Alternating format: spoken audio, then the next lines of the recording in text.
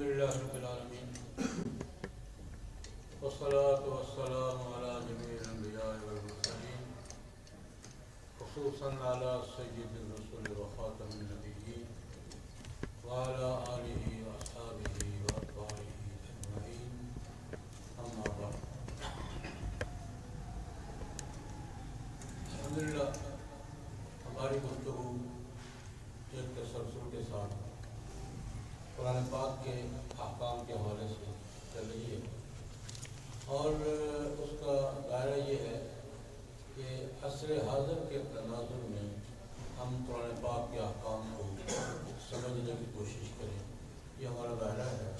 اور احکام القرآن پہ گفتگو کا سلسلہ چل رہا ہے، لیکن پہلے ہی میں نے عرض کیا تھا ابتدا میں کہ سردست ہم احکام القرآن میں سے خاندانی احکام جس کو پرسنل لا کہتے ہیں، فیملی قوانین کہتے ہیں، فیملی لا کہتے ہیں، شخصی قوانین کہتے ہیں، ان قوانین کے حوالے سے ہماری گفتگو آج میرا خیال میں نومنیشن ہے کہ ہمارے جو خاندانی سسٹم کے مسائل ہیں وہ کیا ہے، اور ان مسائل پر آج ہماری عملی صورتحال کیا ہے، اعتراضات کی صورتحال کیا ہے، اور آج کی عالمی تہذیب اور فلسفے کے ساتھ ہمارا جھگڑا کیا ہے۔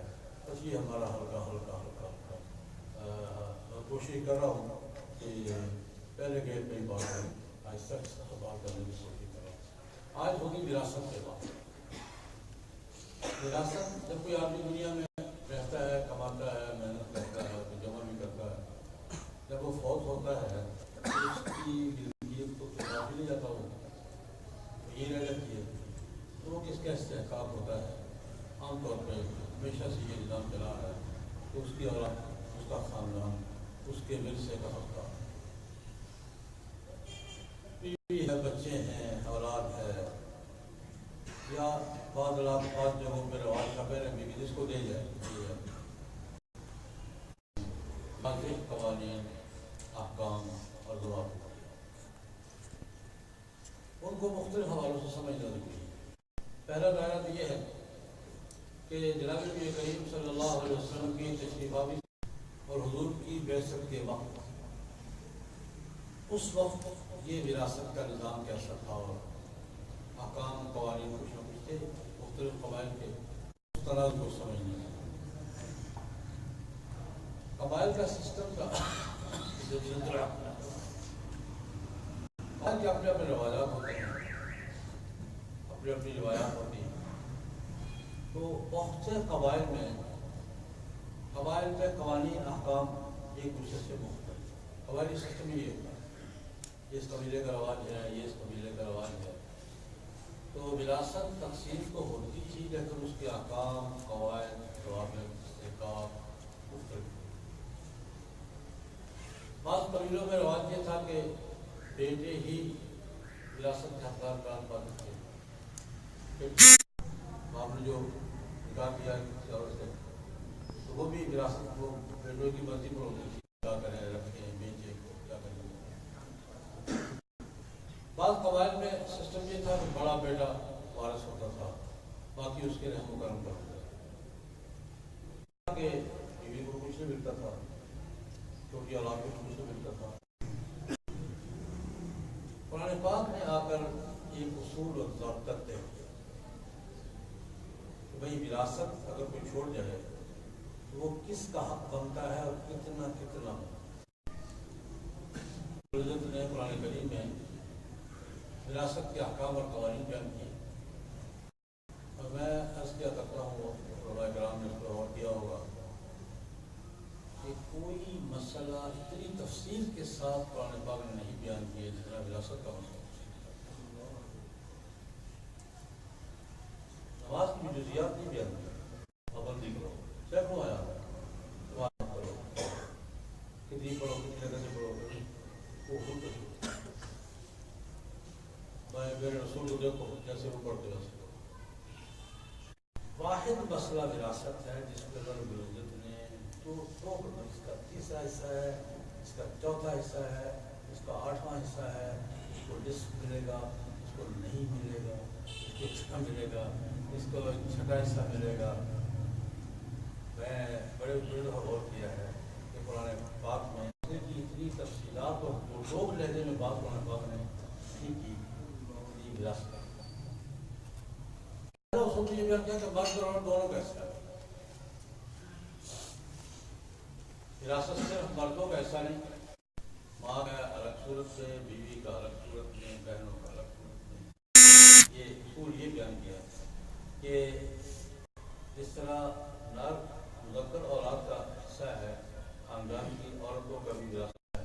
ایک اصول یہ طے کیا جن قبائل میں عورتوں کو، بچی کو، بیوی کو وراثت سے ایک حصہ کا حصہ ہے، اسی طرح بہنوں میں نہ بیٹی نہ بیٹا نہ ماں. پہلی بات. دوسری بات یہ بیان فرمائی قرآن پاک نے اور جناب نبی کریم صلی اللہ علیہ وسلم کی تشریح فرمائی،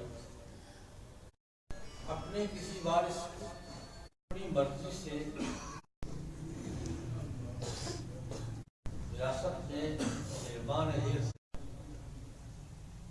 آج کل ہمارے چلتا ہے فلاں کو آگ کر دیا، نافرمانی کی وجہ سے آگ کر دیا، اس کو میری وراثت آگ کر دیا، اس کو الگ کر دیا. شریعت وراثت سے محرومی کو چند متعین مرتد ہو گیا، دین چھوڑ گیا. یا پرانے زمانے میں دارائن کا اختلاف ہوتا تھا، نہیں. یا بیٹے نے باپ کو قتل کر دیا، وارث نے اپنے مورث کو قتل کر دیا ہے، اس کو اپنے مورث کے وراثت کیسے کرتا؟ قاتل کون؟ باپ نے بیٹے کو قتل کر دیا، اس بیٹے کو وراثت میں کہ میری وراثت میں سے اس کو حصہ نہیں دینا، یہ حیثیت نہیں. اس کی وفات کے بعد وراثت اسی جو ضابطہ قرآن پاک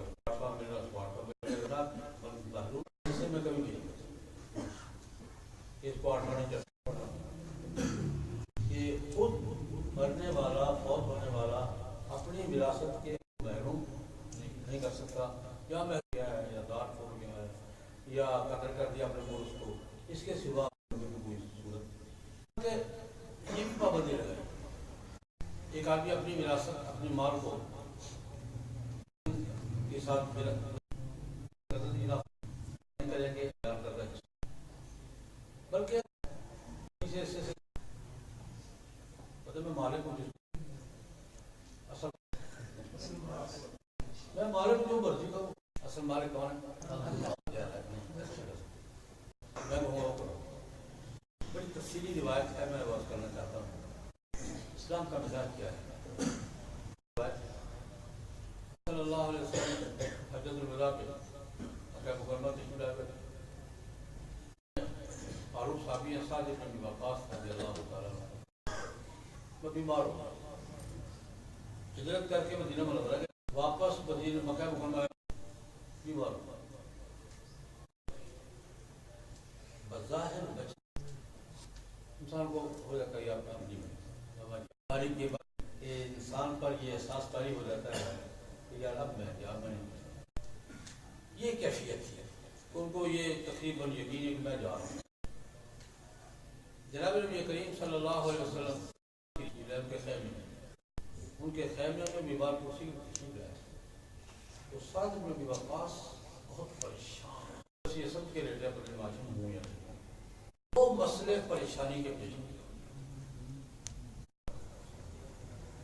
پریشانی پریشان ہو لگتا ہے کہ میں جا رہا ہوں. لیکن دو مسئلے مجھے ایک مدینہ منورہ گیا تھا، موقع میرا پڑا ہے، اب یہاں اگر فوت ہو کر یہی دفن کیا بنے گا؟ میں محروم ہو جاؤں گا ہجرت کے ثواب سے. یہ ان کو میری ہجرت کا کیا بنے گا؟ میں کیوں ہونا؟ تو میں تو ہجرت کر کے مکہ چھوڑ کے چلا گیا تھا اللہ کی رضا کے لیے، اگر یہی ہو گیا تو میری ہجرت کا کیا بنے گا؟ اس بات پہ پریشان کر وہ سب ہے کیا سنا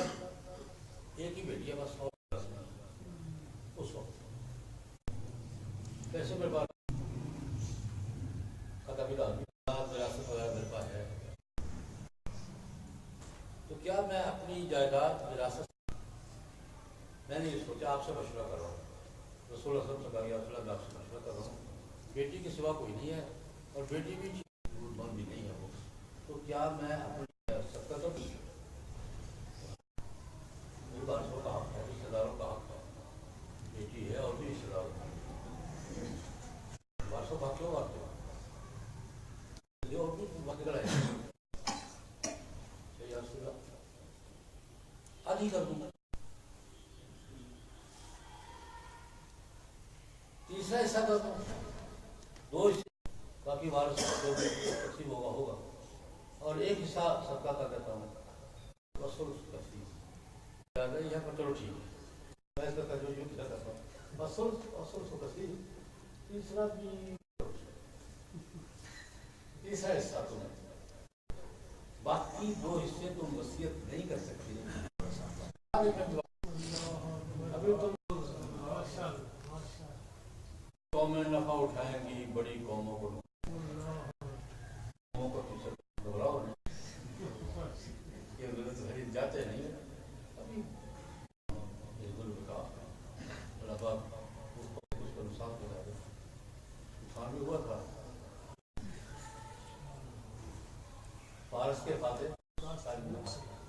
اور فائدہ بھی ہوا تھا کہ کوفہ ہوا تھا حکم کی، اگر عمر کے حکم پر نیا شہر آباد ہوا، لیکن اس کی نگرانی چیف ساری ڈیزائننگ انہوں نے کی تھی، کہاں بازار تو بڑی قوموں نے فائدہ اٹھایا، بڑی قوموں کو نقصان ہوا، یہ حضور کی معجزہ بھی ہے، وہ بڑھتے نہیں اور ایک ہی بیٹی، بات اللہ تعالیٰ نے بڑی اولاد ہے، یہ روایت بھی ان کی سارے میں اوقات ہے، یہ واقعہ بھی کون سی بیٹی ختم کر دی، تو نبی کریم صلی اللہ علیہ وسلم نے تمہاری میرے خیر کہ وارثوں کا حق ہے، یہ تمہارا احسان نہیں ہے، تم وصیت نہیں کر سکتے غیر وارث کے، میرا سے لوگ وراثت کرتے ہیں، میں اپنا تیسرا حصہ رکھ لوں، میں نے کیا ہوتی ہے تمہارا تیسرا حصہ کو دینا چاہتے ہیں، بخاری ہی کی روایت ہے،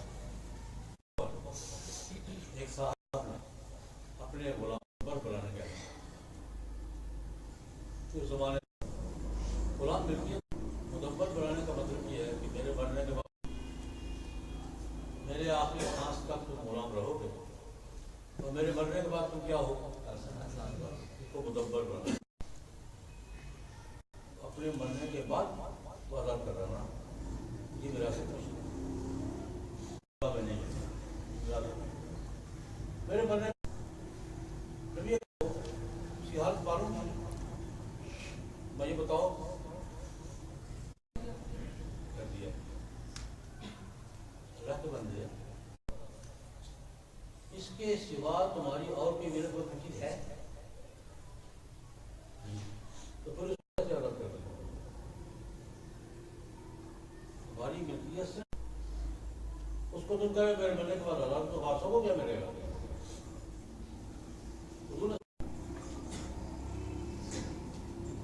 سودا کیا کر دیا، وہ آزادی کیا کرتے ہیں، اور یہ خود اس کو نیلامی کروائی، نیلامی کروائی اس سے زیادہ کچھ نیلامی کی گئے، حضور نے وہ غلام کا اس آزادی کا وقت فسخ کر دیا، اپنی طرف سے اپنی مرضی سے یہ پابندی لگا، نہ حصوں میں گڑبڑ کر سکتے ہو اور نہ بلکہ ہمارے نافذ ہو جاتا ہے، لیکن ہمارے فقہاء کا ایک مستقل موقف ہے کہ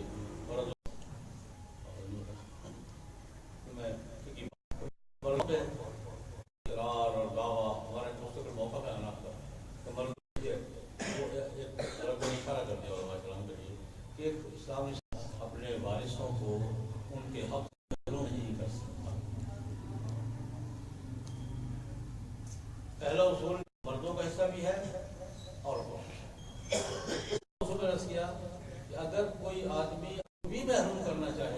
تو وہ محروم نہیں کر سکتا کے مقرر کردہ حصوں کے مطابق تقسیم. قرآن پاک نے احکام نافذ کیے. ایک پہلو میں نے اس کا، اس سے پہلے یہ ہوتا تھا وراثت کے احکام میں بڑی گڑبڑ ہوتی تھی، عورتوں کو حصہ نہیں ملتا تھا اور لڑکیوں کو نہیں ملتا تھا.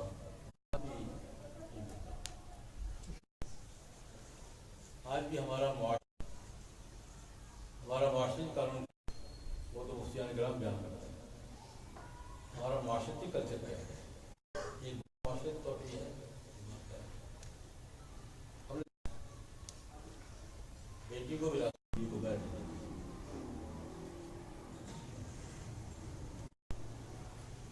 اور نہ صحیح عمل ہمارا رویہ بھی ہے. میرا خاص اندازہ یہ ہے کہ 85% بنایا ہوا ہے اور 90% بہنوں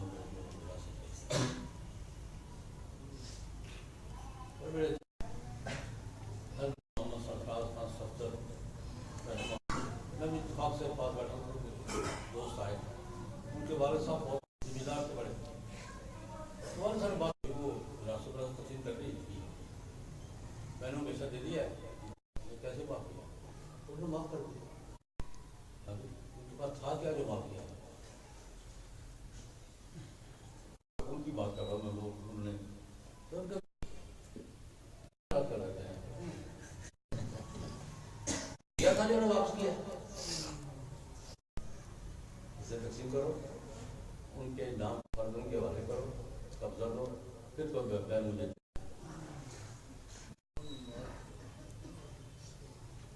ہم نے مختلف ہیلے بانے معاف کر دیتے ہیں. بغیر قبضے کے حوالے نہیں ہوتا. اس کا اصول ہے کہ ہمارے ہاں اور اس پر ایک انگریزوں کے ہمارے بزرگوں نے اس پر باقاعدہ تحریک چلائی تھی.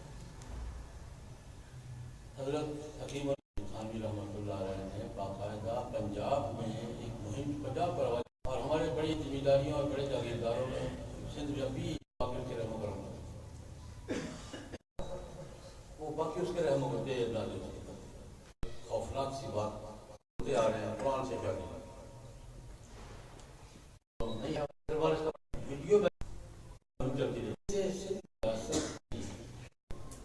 محل رات آئی ہے پتہ نہیں ہے کہ یہ بھی بارشوں کو قرآن کا حکم